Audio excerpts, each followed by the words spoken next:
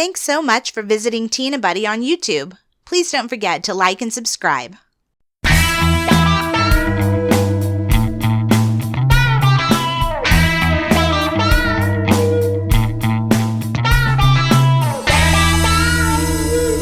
Hello and welcome to the Tina Butty podcast. I'm Dominic. And I'm Erica. Today's episode we're talking about the royal family. Yes. And whether the British public respect them or not.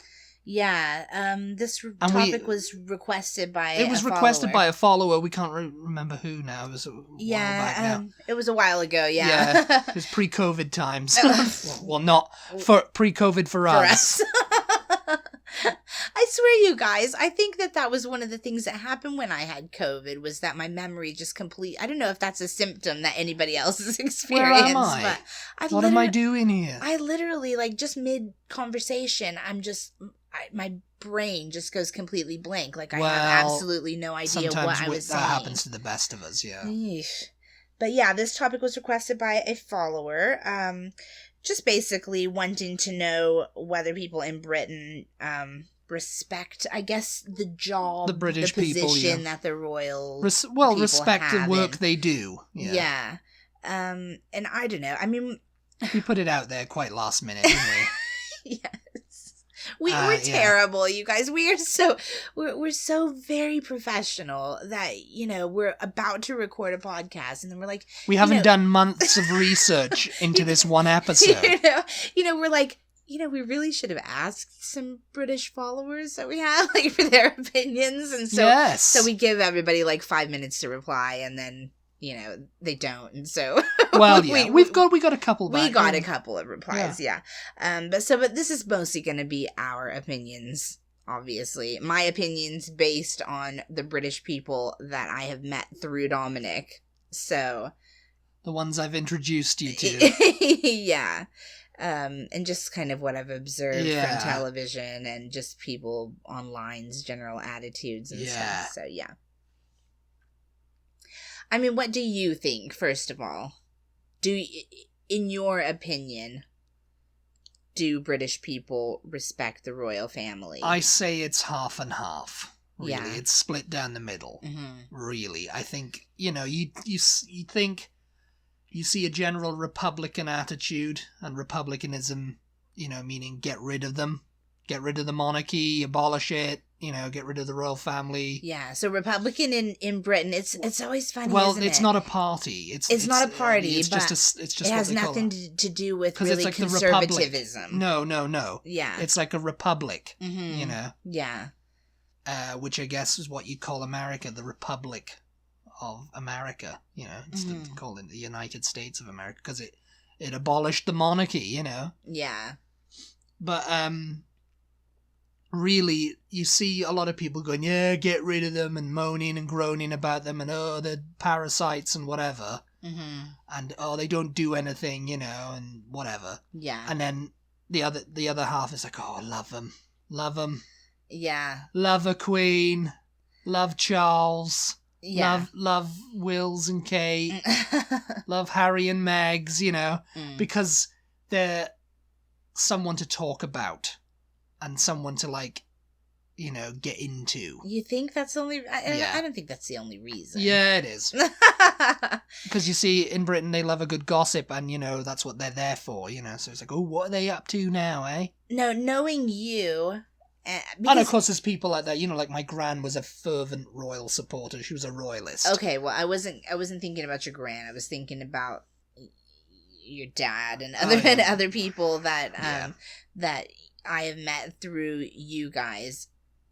Well, I will back up and say that, first of all, being an American, I didn't really have any sort of idea how British people felt toward the royal family. It was just literally nothing that ever crossed my mind. Well, yeah. I guess I just assumed the royal family exists. British people must like them, all right, And that's pretty much how it is. I mean, British people must like them all right. The people who moan and groan about them, but it's like if someone from another country said, yeah, you should get rid of them. Yeah. Then they go, no, they're a symbol of our heritage, aren't they? Right. It's kind of like I can talk about my family members. you know. You can't talk about them. Yeah.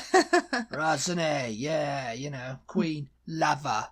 But so when, Bless her. but so when I met you and your dad, I mean, you're not really anti, and you're not really like for like love them. I'm either. apathetic towards them. Yeah. Right. I mean, I don't mind them. Yeah.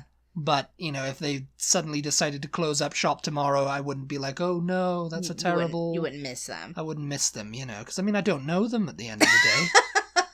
You know, they're not my family, you know. But I guess, well, I'll ask you this in a minute, but meeting you and your dad and the people that, you know, and introduced me to, I was really surprised by how many people didn't like the royal family. Like, I just, you know, I hadn't thought about it one way or the other, but then when you kind of start hearing everybody going, oh, you know, hate them, get them out of there, you know, I was really like, oh, okay, then why do they exist if, like, everybody doesn't like them? And it seems like there is a very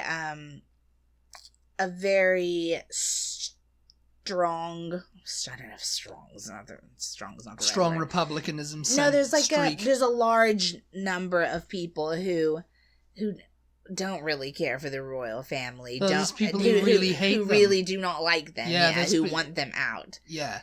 And so I guess I probably started thinking, oh, well, most of Britain actually doesn't really like the royal family. You know, just using the people you introduced Yes, me to as like my sample of Welsh the British people. of the well, oh yeah, that's true.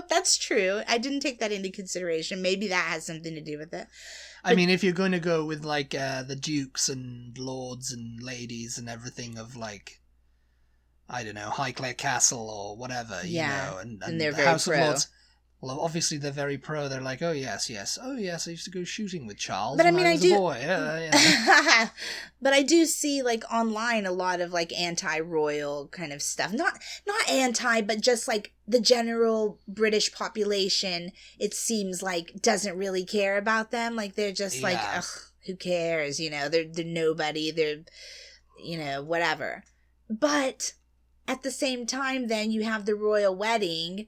And there's loads of people turning out royalists for turning out for it. Yeah, I mean, they've got got some fans. You know, they're still mall. Selling some albums. You know, they're doing okay. Lining the whole mall all the way down to wherever it starts. You know, yeah. There's like just so many people sleeping overnight just to like catch a glimpse. And the funniest thing is, right? It's over here. There seems to be more of like a pro-royal sentiment than there is in what I grew up with, you know. Yeah. I mean, you know, they just exist in Britain, you know. They're part of the furniture, you know. So it's just kind of like, oh, Prince Charles is coming to the thing to cut this ribbon, or you know, Prince William is coming here, and you know, oh, the Queen's coming there, and Prince Philip, Duke of Edinburgh. Yeah. You know, it's just kind of like, it's just, oh yeah. You know, it's like part of life. It's like, you know, she's the head of state. It's like the castles that you guys pass it's on like your way the to castles, school or yeah, work. they're part of they're part of the thing. You know, it's like, oh, that's just the castle, isn't it? You know, yeah. You know, it's just, oh, it's up there by the castle. You know, but I guess, and you know, you find that so crazy that people are going to Greg's and there's a castle right across the road. You know, yes. Like, how can you do this? How can you be like just going for your breakfast sausage roll? We and take like, it for granted because we grew up with it. You know. Yeah. And there's like a medieval castle across the street. It's just been so there bizarre since 900, you know. And you're just like, oh yeah, the castle, so what, you know? Alfred the Great lived in it, you know. It's all that kind of stuff, you know. Okay, but I guess the real question, because you say, oh, you're like apathetic. People just go, oh, yeah. they're I'm just not there, like I'm not vehemently get them out of there, but I'm not vehemently, oh, they've got to stay. You okay, know? But the real question. The real original question that we were supposed to answer is, do you respect the work that they do? I do respect the service. Yeah. That they do. You know, the ambassadors, you know, for the country, and you know the work for the charities, you know, being patrons of charities and stuff. Yeah. But of course, there's some that I don't really like. Some members. Some members, yeah. Yeah. Which don't come across as well, and, they're the obvious ones, They don't seem to do anything. They don't seem to do anything, and they seem to get into lots of trouble. Yeah. And fall in with the wrong... trouble than they're worth. Than they're worth, and it's just a case of, like, it's like you've been handed this immense privilege, and you've chosen to squander it, Yeah. And I'm not talking about, and just to be clear, because people are going to be like, oh, who do you mean now? I'm not talking about, like, Prince Harry and Meghan. That's their ball game, really, if you want to call it. That's what they're going to do. Yeah. I'm talking mainly about, like, the Duke of York, Prince Andrew.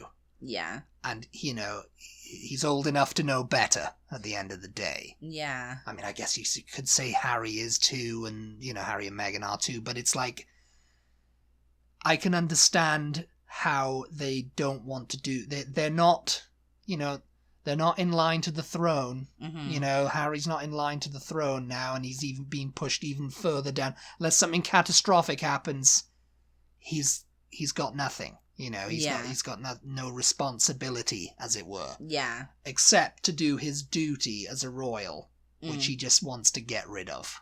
Yeah. Apparently. Well... which caused a kind of minor crisis within the royal family when he said, I'm sod it, Yeah. I'm off to America or Canada or whatever, to live with Meghan, and that's it. It's like a whole topic unto itself. It's a whole topic unto itself, and again, the people who are like, get them out of there, get them out of there. Well, because I don't They're know. mad at Harry for abandoning the Queen. It's like, how can you abandon your gran at her time of need? Well, I think the issue is that they sort of, they want to give up their titles or whatever, but they still want some benefits. The thing is, what they're thinking of is, we'll be okay because we've got connections to the family. Yeah. Which we will exploit to the full. They still want security. They still want, the thing is, they're paying taxpayer money back. The whole thing about Frogmore Cottage, they use taxpayer money to renovate it. And then they're all like, oh no. And it's like, they've got an inheritance. Because the thing is, they're wealthy, the royal family, but they're not that rich. They're not hugely rich. Mm-hmm. Because all the palaces and everything belong to the crown. The crown. The crown is whoever's on the throne. Yeah. Which happens to be his gran at the moment, Yeah. And, when she goes, it'll be his dad, Yeah. So it's kind of like... everything belongs to the crown. It's like like the presidents who come in to the White House. Yeah. The White House doesn't belong to them. It's right. not their house. It's just that's a public thing. Mm-hmm. But again, it's the same sort of thing with... It's kind of weird in Britain because you don't elect a queen. No, they're just born it's into hereditary. It. Yeah. Yeah. So it's kind of like and that belongs to the crown, and the crown belongs to what? And the point it doesn't belong to the people. And I was going to make a point when you said before they're born into privilege. I was going to argue that, is it a privilege though, really? Is it a privilege? I mean, it's a privilege in the way that they have everything like handed to them, obviously. Everything is handed to them. They didn't have to work for anything. They don't have to like do manual labor, let's just say. I mean, because people they don't have to work at all for what they just are actually literally born. When they are born, they have. They have, yes, they have whatever they desire, you could say, within reason. Because, I mean, at the end of the day, you're born, and it's just like you've got someone telling you, okay, this is how it's going to be. Yeah. You have to do this, you can't do that. You have to be here at this time, you have to be there at this time. Oh, don't put that down, don't say that, don't go there, don't be seen with that person. Oh no, you can't, you're not allowed to wear those shoes. What are you doing? Yeah, instructed by everyone who knows the thing better. And, you can understand why, looking at that, you can understand why he wants to get out. Yeah. Why Harry wants to get out. But you can't have your cake and eat it, too. You can.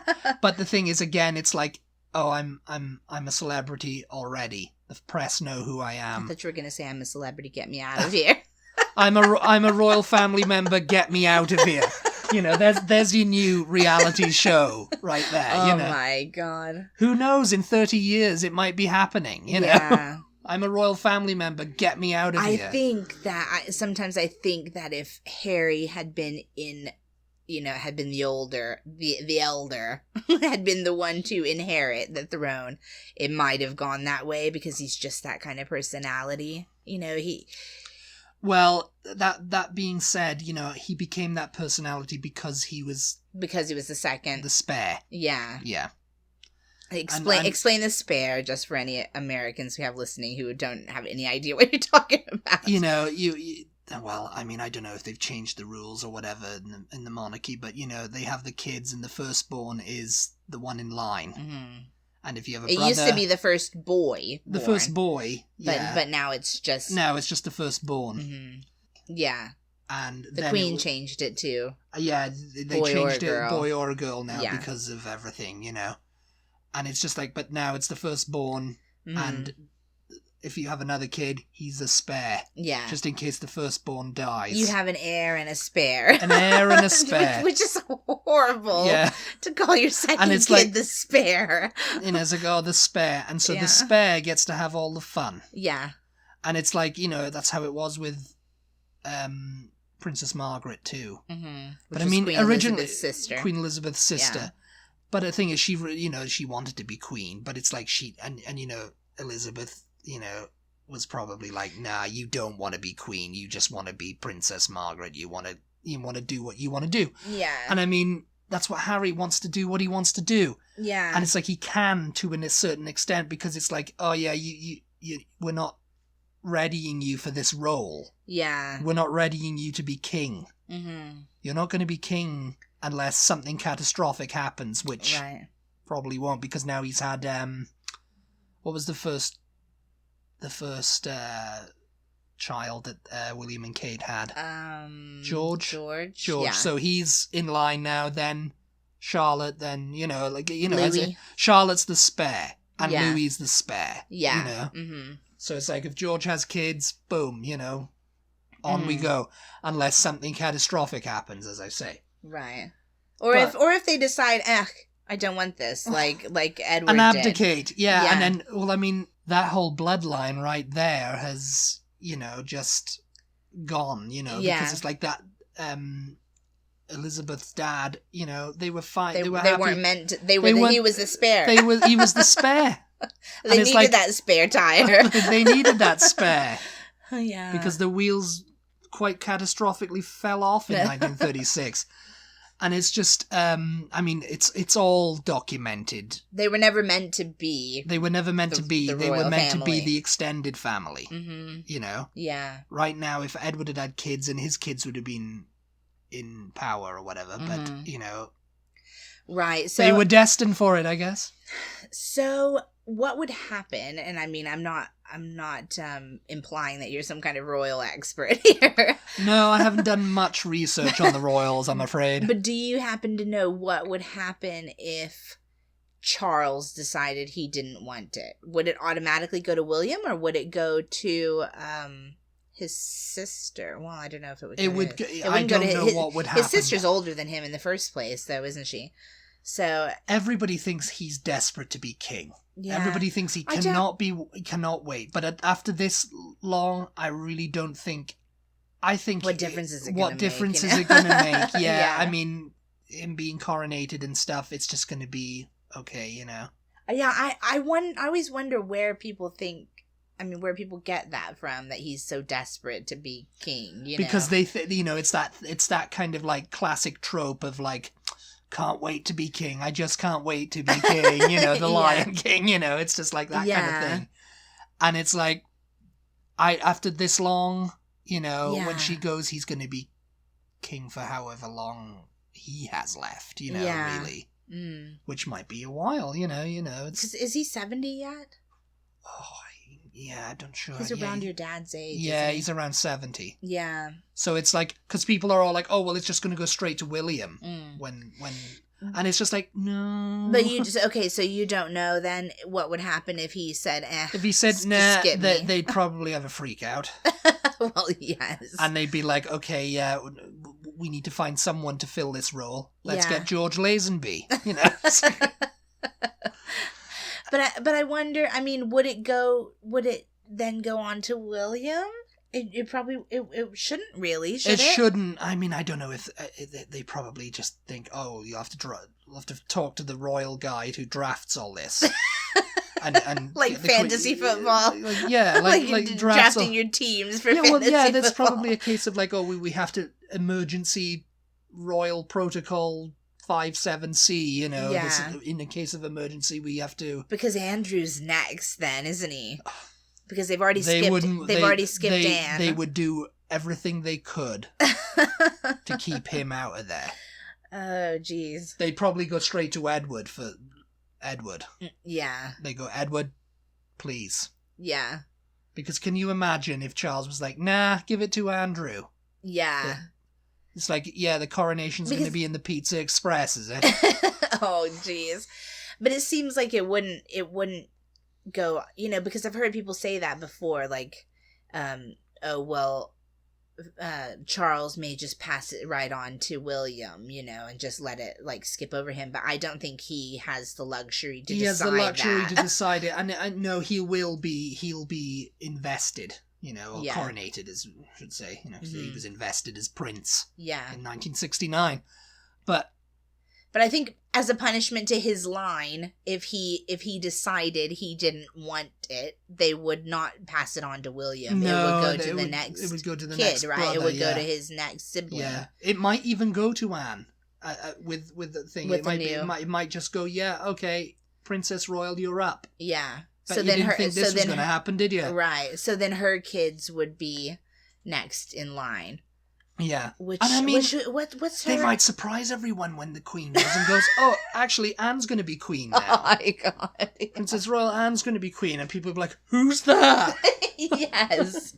No, I genuinely think a lot and Charles is like, Definitely a lot of Americans don't even know the Princess Anne Royal. exists. She was the first I don't think, born, you know. Yeah, she's a little bit older than Charles. Mm-hmm. Yeah. But I mean, it's not medieval now, you know. Everything's changing, you know. Yeah, I'm sure they've got it all worked out, you know. Like if Charles decided, which obviously he's not going to. We're hopefully past the days of the princes in the tower, you know, and everything like that. So look that up too, if you don't know, if you're not familiar with it. Well, I mean, realistically, they don't have as many benefits as they did back then, do they? You know, they don't have as many luxuries. And I mean, I'm saying that, and I know there'll be people going, oh, what are you talking about? They live in palaces and da-da-da. Yes, you know, and I mean, they're funded by the civil list, which was set up by the government. Mm. When because the English had a civil war in the 1600s, Oliver Cromwell briefly seized power. Yeah. And that lasted for 10 years. Then they restored the monarchy with King Charles II. Mm. Or was it Charles III? No idea. I mean, I get, you know, I'm all mixed up with my timelines of kings and queens and everything.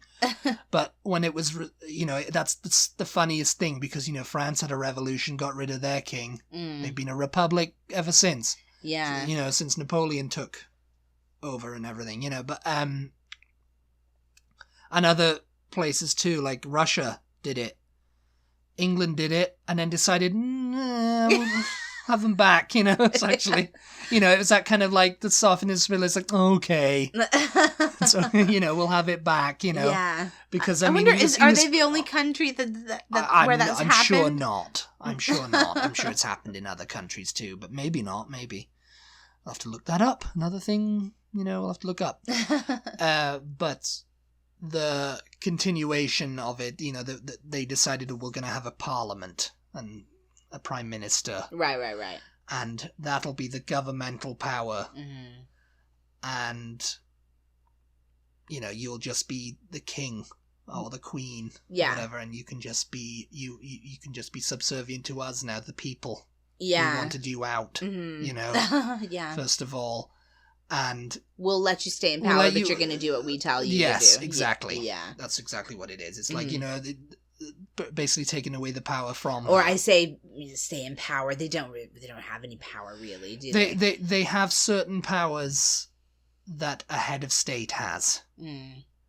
Which, you know, which is what, you know, why the president's so... Well, she can declare war, can't she? But then Parliament will go... Parliament can say, nah, maybe not. Yeah. You know, she can declare war, she can do that, but nobody declares war anymore. She can't still say, though, like, off with his head, though, can she? Or can she? I don't know. I mean, we don't know what the laws entail, you know, like if you did something really bad in front of the Queen, you know, like, I don't know, killed a corgi or whatever, you know, in front of her. I'm sure you'd be arrested for it. Yeah. That's the thing, is she does but it still would be have arrest that man, throw him away, and, you know, off with his head. Yeah. That's the thing, isn't it? I think she still probably has quite a bit of power, but it's just like she's not going to use it because Parliament... It's figurehead power. Because Parliament can just go... What are you, crazy? No, what are you talking about? Because what happens is, you know, like, you know, people get MBEs and knighthoods and stuff like that. It's not like the Queen suddenly wakes up and thinks, you know what, I think I'll knight Ed Sheeran today. Right. Or, you know, David Attenborough, what's he been up to? I think I'll give him an OBE or whatever. Yeah, you know, they give her a list. They give her a list. And it's like a birthday honours and Christmas, New Year's honours and stuff, you know. So it's the Parliament who, they draw that up and then they give it to the thing and they go, okay, this is who you're knighting today. Yeah, right. And it's like, the Queen goes, oh, I'm not a fan of Ed Sheeran. Why do I have to give him an MBE? Yeah. You know, it's like... They're just like, do it. Just do it. Just do it. Yeah. And so, you know, Charles will do it or whoever. You know, that's a duty for them to go. But I mean, like, do, you know? So, like, in a show like The Crown... Yeah. They sort of make it appear, and I'm assuming it is probably fairly accurate. They show that the Prime Minister goes and visits the Queen every however often. Yeah, and they have like meetings about to give her an update, just stuff that's going on, and the Queen gives her input as to, you know, what it's like what a council. should be going on. It's a council, and it's just like a little private meeting between the two of them. It's just to keep her updated. Yeah, you know, it's just like, oh, well, we've got this thing happening called the Falklands War. Yeah, but I think she's allowed to go, oh, I didn't agree with that, you know, and they can just go... She does, but she can, you know, as they were saying, it's like, it's very unlike her to disagree with her Prime Minister. Yeah. Publicly, but I mean, in these meetings, in these meetings, you can say, you're an idiot, you know, stop doing that, you know, yeah. Cameron or... Theresa May or whoever, Boris. Yeah. You know, it's like, what are you doing, Boris? You know? But she can't go into the papers and go, you know what? Get this guy out of here. What you doing, Britain? It's like a little private council, isn't it? Like, they're just having a little meeting and she goes, I don't agree with the way you handled that press conference that everybody's talking about, and you should have said this instead or whatever. I think, you know, they're not supposed to come down, you know, because it's like they're not supposed to show partiality to one side or the other in political debates. You know, they're not supposed to be for the Tory government. Right. They're not supposed to be for the Labour Party, you know, or whoever. It's supposed to be so when they come and they go, oh, so we had a few technical difficulties, whatever, you know, and they're supposed to go, oh, really? Oh, well, we'll figure it out. We'll figure it out, Boris. You know, we'll figure out this whole COVID situation and everything. You know, you just do your best. Mm-hmm. But I mean, if he's just going, no, we're not going to vaccinate everybody. You know, we're going to stop vaccinating. We're just going to let people die. Yeah. You know, she'd be like, no, I don't think you should do that, you know? Yeah. Because, you know, I mean, they kind of dramatized that in The Crown with Thatcher and her, you know? Like, not getting along and someone let slip to the press, you know? Yeah. I think they made it seem like she did. She told somebody to They made it seem like that, but who, you know, who knows? They'll never admit that, you know? Yeah. Really quickly, before we get to... a couple of replies that we had, I just want to say that I think that the royal family brings a lot of tourism to Britain. Yeah, it does. I mean, they're a draw. and so yeah, I think they're worth it in that way alone. You know, as I've said on this podcast There's before, intrigue. I think they're a bit of living history. You know, like, I mean, obviously every human being on this planet is living history if they research their own, you know, family's history. It just so happens that, you know, we don't have to research this family's history because everybody just knows it. Yeah, you know? Yeah. I mean, back to a public. certain point anyway. Yeah, it's public, it's taught, you know. Yeah. So they're kind of just like literal